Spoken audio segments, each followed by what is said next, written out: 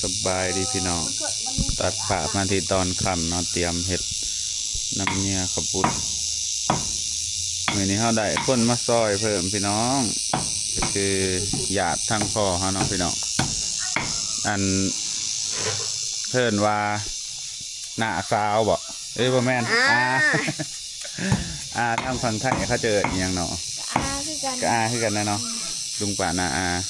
นี่น้องสาวของพ่อเนาะสบายดีน้องสาวติดอีพ่อเลยบ่ใครก่อนน้องผู้ที่สองที่สามพ่อบาสุกเป็นลูกกกเนาะแล้วก็ผู้ที่สองแมนอานุกรผู้ที่สามแมนอาซอนแมนตะบ่อาซูนเป็นน้องอีกเนาะน้องเจ้าเนาะเอาอีพ่อมีน้อง4 คนรวมทั้งหมดเป็น5 คน6แล้วเนาะเอาซ้ายนำเนาะ6 คนอีพ่อเป็นลูกกกเป็นเนาะมีอีพ่ออนุกรแล้วก็อาซอนแล้วก็เอาซูนเอาซ้ายแล้วก็อาเขียวปุรามูอาเขียวปุรามูเป็นอยู่บ้านวะหยาดทั้งพ่อเนาะทุกคนบ่เคยได้ออกคลิปปันใดเนาะหยาดทั้งพ่อทั้งแม่นี่ก็ได้จะโดนเผื่อถอกันเนาะอันนี้ลานบ่สุกมาสบายดีจะซื้อยังซื้อน้อยลานกันจน13 ปีบ่สุกบ่ได้เห็นหน้าจักเถื่อกันเห็นอยู่ทั้งอันนี้เขาก็บ่จักเสือเป็นลูกเป็นลานตัวเองกันเห็นอยู่นอกนะบ่ได้เห็นบ่ได้เพาะจักเถื่อเป็นมาซอยเวียกพี่น้องลานก่อนจน13 ปีละใหญ่ลูกแล้ว3 คนพี่น้องลูกอาซอนนี่นกหันเกิดพร้อมกันกับน้อยๆเนาะใหญ่สำคัญกันน้อยๆประมาณปี2001แต่ก็น้องอีกคนหนึ่งสาวกุ้งตัวนี้อีกคนหนึ่งเนาะสาวหน่อยน้องหน่อยแล้วสิเฮ็ดอันนี้กันพี่น้องเลยเดี๋ยวเราเมียขอบคุณเตรียมเนาะโครงทานเขาขอบคุณเจ้าภาพเด้อมื้อนี้หลายคนเนาะหัวแต่ว่าแค่ปากช่องแค่ปากช่องแล้วฮะแค่ปากช่องเป็นปากช่องเลยงบขอบคุณนี่เขาก็เอาเงินที่ลุงเพยป้าแตนเนาะฝากมาแล้วก็บวกกับเงินนั่นหน้าลีหน้าพี่น้อง50 เหรียญบวกเข้ากันเนาะส่วนงบจากอันทีมงานพอแซมเมทอนบาซุกเอาไปเฮ็ดอันนั้นเนาะพี่น้องเฮ็ดผัดกะเพราแบ่งเป็น2 เมนูมีของอันทีมงานพอแซมเมทอนแล้วก็อันผู้ใดเนาะอันนึงรูปนะพี่น้องเอ้ยต้องเบิ่งในโทรศัพท์จังสิจื้อเนาะมีหลายคนแหน่กันมันจังสิอันนี้จังสิจื้อยังสิไปจดใส่เจียอยู่แล้วนี่บ่แรงสิแยกว่าเงินไผเป็นเงินไผพี่น้องเอ้ยเมื่อมันสิทำบาซุกแยกไปอยู่เนาะเมื่ออะไรกับมาอันนี้งบเพชรข้าวปุ้นนี่บาซุกเอาของอันป้าแตนกับลุงเพยเอาเครื่องรายการหน้าลีหน้าเนาะ50 เหรียญบวกกันแต่การงบผัดกะเพรานี่พอแซมเมทอนไซญ่าเนาะแล้วก็พอวาดแม่บันแล้วก็พอเลี้ยงข้ามเมซีเนาะพี่น้องทีมงานเป็นอันเดียวกันแล้วก็มาบวกกับอันเงินอานิสาใส่องศาเนาะ50บวกเข้ากันในการเฮ็ดผัดกะเพรามื้ออื่นพี่น้องผัดกะเพราคนละใบผัดตอนจะไปแจกขายกันมานี่คือไรอันนี้สบายดีอันนี้เอาเขาเองนะพี่น้องพวกของอาซอนเอาสุกคือกันอีกแล้วนี่พอสุกก็ซื้อสุกเอาก็ซื้อสุกลูกซื้อนกกุ้งไว้ยืดไซส์เดียวนี่ยืดไทยวะเรียกยืดไทยเห็ดเวียงยังยืดไทยดูทุนดดลูกทำให้สะอาดรถเนาะเตรียมของก็เลยพี่น้องเลยตัดผ่ามาทีตอนนี้เนาะพี่น้องอันญาติทางอีพ่อก็มากันครบแล้วเนาะนี่มีน้องชายอีพ่อกับเมียเพิ่นเนาะอันนี้เอาซูนอันนี้อาวีอัดเนาะพี่น้องนะครับลานเพิ่นมาอีหยังมื้อนี่พากันมาอีหยังม ว้ย ไม่ลินบุญบ่ มาเด่นบุญแน่เลยมาเอาเพี้ยนเนาะ โอ้วันนี้เพิ่นมาเวียกพี่น้อง ว่าได้เอาสวนให้พี่น้อง มื้อนี้พ่อปันหมุน โคตรพี่น้อง เอาที่ถ่ายคลิปแน่นอนบาทหนึงเอ้าสิบาทอีกบาทหนึงพี่น้องมื้อนี้อีพ่อเราอันเคิดอีหยังวะปันหมุนบ่หรือว่า ขาย ปันมัน แบ่งหรือว่าจังได๋ ชวนม่วนของพ่อก็ของแม่ พอเรา พ่อได้ม่วนกับแม่ ขาย ได้ ให้ ม่วน น้องสืบต่อบัด ก็คือ พอได้โมดมา เออ ได้โมดจากแม่ ได้ม่วนมา อีพ่อได้หมุนจากอีแม่มาเนาะหมุนครับเป็นสวนกาแฟพี่น้อง จากแม่เด้า จากอุญา ก็แม่นจากอุญากับแม่เราเขาก็จะ นี่บอกว่าจากอีแม่ จากแม่เราแม่เราแบ่งหมุนให้พี่น้องอ้ายเอื้อน้องจักคนแบ่งกันฮะ เอา ร่วมเบิด สอง สองบ่ ของพ่อจ้ะ สองคนสองคน สองคน แบ่งครึ่งก็ลูกนี่เอาของบ้านนี่ปลาซ้อนนี่แบ่งครึ่ง บอล บ่แม่ให้เราให้จักคน ไปไหลยังไง ใช่คือผู้ชายลูกในได้คน ลูก ผู้ชายผู้ชายได้สวน โอ้ผู้ชายให้ได้สวนเนาะ ทั้งใครนี่กันได้หน้า ได้หน้า คนละทง ครับที่ดินบ้านมัน เอ ก็ อ แม่อูผู้เราเสียไปเมื่อกี้นะพี่น้องเราแบ่งหมุนให้เนาะผู้ชายหันได้สวนกาแฟแล้วมีสวนกาแฟส่วนลูกผู้หญิงหันได้หน้าบ้านกับหน้าทงอยู่แถวนั้นเนาะมาบัดนี้อีพ่อนั่นบ่ได้เฮ็ดพี่น้องสวนกาแฟนะ เพิ่นก็ได้อันแบ่งให้น้องเนาะแบ่งโดยเงิน เอาง่ายๆคือแบบขายให้อ้ายน้องตัวเองเนาะพี่น้องเว้าง่ายๆให้เข้าใจเนาะเพิ่นก็ขายให้น้องของเพิ่นเอง สองคนไปแบ่งกัน น้องสองคนเพิ่นไปแบ่งกัน เอาเพราะว่าชวนใกล้ๆกันหั่นนะ ส่วนใกล้ๆกัน เพราะว่าทางเพื่อนบ่สุกบ่ได้ไปเฮ็ดแต่พี่น้องมันอันนั้นหั่นนะบ่มีเวลา มันก็มีหน้าที่หลายอย่างแน่ เวียกเฮามันก็หลายนะพี่น้องคันป้าไว้มันก็ได้อีหรอกแต่ว่า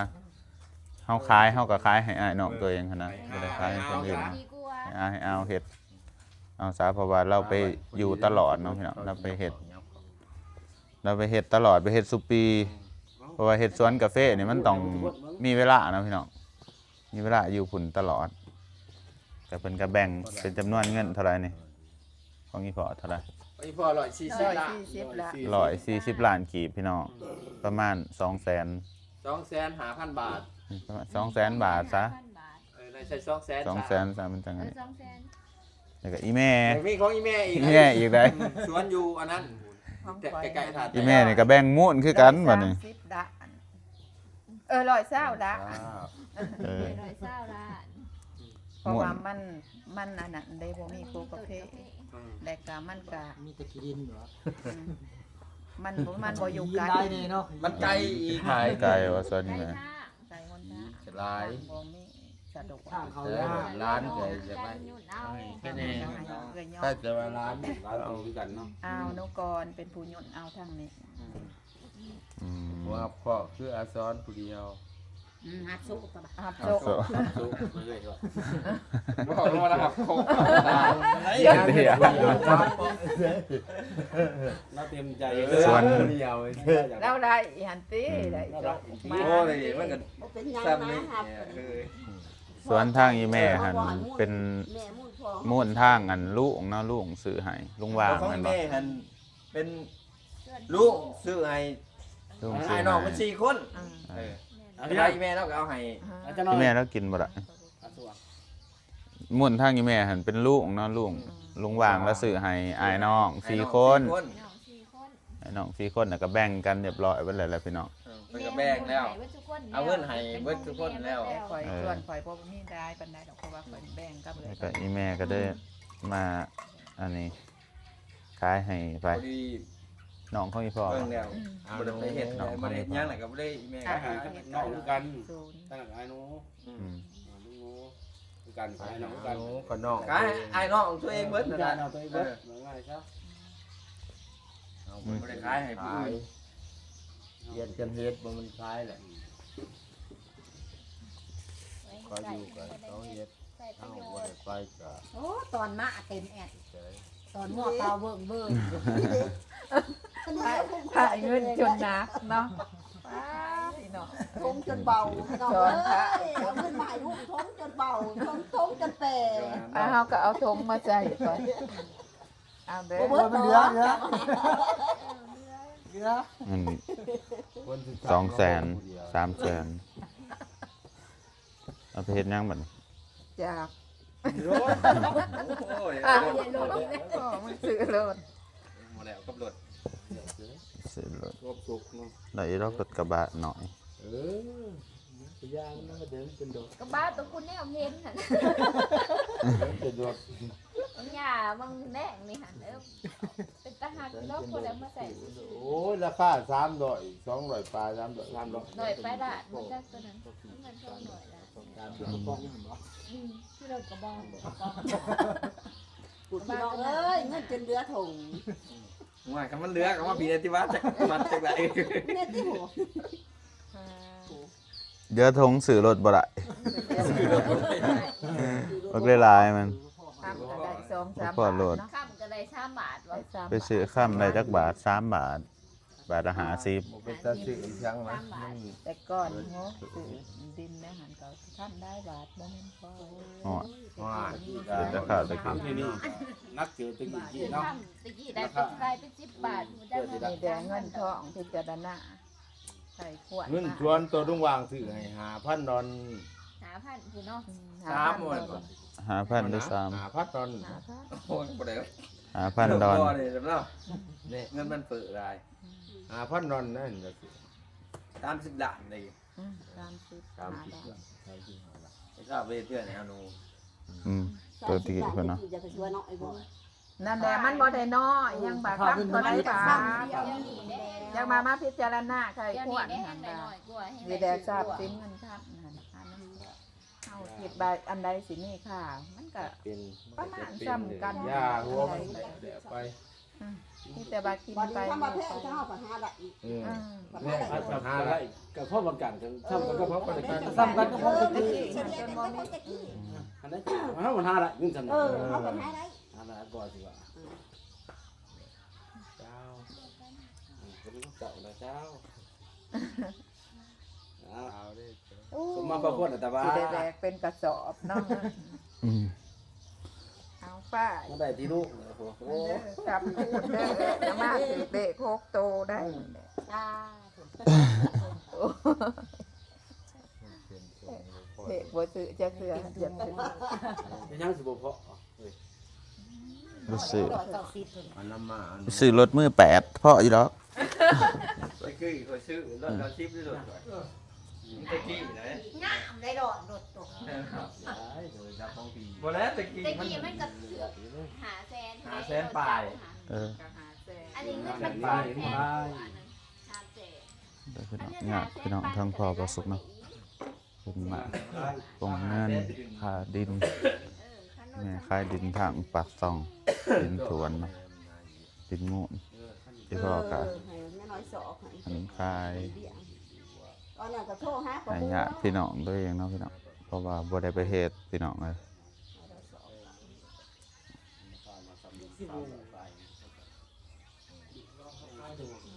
ต้นกาแฟ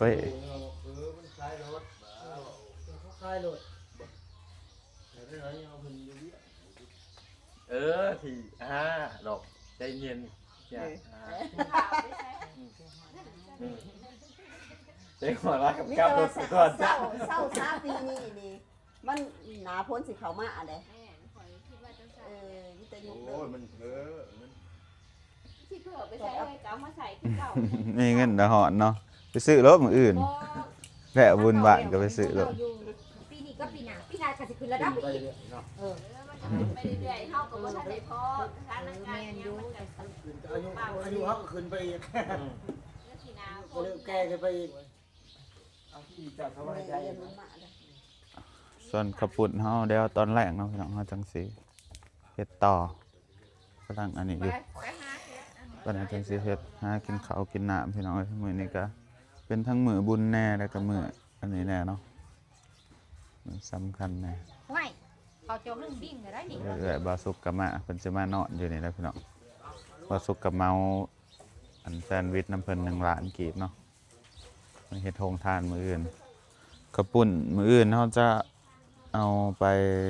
ตอนเช้าเนาะพี่น้องเอาไปแจกตอนเช้าแล้วก็ปัดกะเพราเป็นตอนแรกเนาะเดี๋ยวบ่สุกมื้อแรงบ่สุกสิไปจดซื้อว่ามีไผแหน่แล้วก็สิแบ่งจำนวนเงินให้มันอันนั้นเนาะพี่น้องให้มันละเอียดกว่านี้นะมันจะง่ายเนาะแล้วก็ติดตามพี่น้องมายามนะหลายคนเฮ็ดซอยกันเลยเฮ็ดแซ่บๆเด้อขอบคุณเด้อร้านสาวขอจนใหญ่ขอบ่จื้อแล้วฮะ อีเนาะ นั่นแหละเดี๋ยวบ่จื้อขอบ่จักเอามาเอาขอบ่เอาซอนเอาไผได้มานำขอ หลาเพิ่น ข้อยคิดว่าเรามีลูกแต่2 คน ตัวนี้ก็ลูกคอท้องคอใส่ลูกสาวหลาแต่บางทีนี่ 3 คนเนาะเจ้ามีลูกคนน่ะ3 คนเนาะเจ้าสี่ คนพวก ป้าไผนี่น้องอ้อนมีนางใหญ่แล้วก็ไผอีก กะอีท้องมานี่ซะกะเจ้าพูด ก็โกยเขาบ่จักก็ว่ามาก็ได้คันเห็นหน้าสิจื้ออยู่ กะบักหำนี่ดินี่ออด เออ นี่เด้ลูกคอท้ อ่ะ อง สบายดีในตี้หมอ ส นี่ บายดีเด้ อ่ะสบายดีป่าลูกมั้ง เป็นป่าเนี่ยสบายดีบ่เบาเฮ็ด นกทุน้ำตี้สบายดีฮะเออเบาคือขานี่สบายดีโอ้ขาน้องเหงอันนี่เออ อย่าเฮ็ดแบบนั้นผู้ชายจะไปใส่ล่ะ ไทยสารวัตรพี่น้องเอ้ยน้องเหงสารวัตรเด้อเป็นสารวัตรไหน จะโอ้นี่โอ้ย มันสิบ่นัวแล้วขอปุ่นข่อยจะเที่ยวจะยิบหั่นเด้อเออจะมายิบปลาข่อย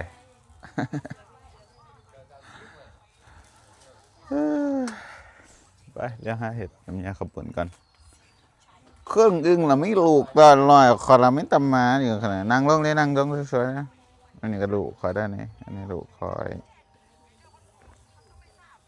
นั่งลงเลยนั่งลงมากนั่งลงดีๆนั่งลงมาให้นั่งลงพร้อมไหมดู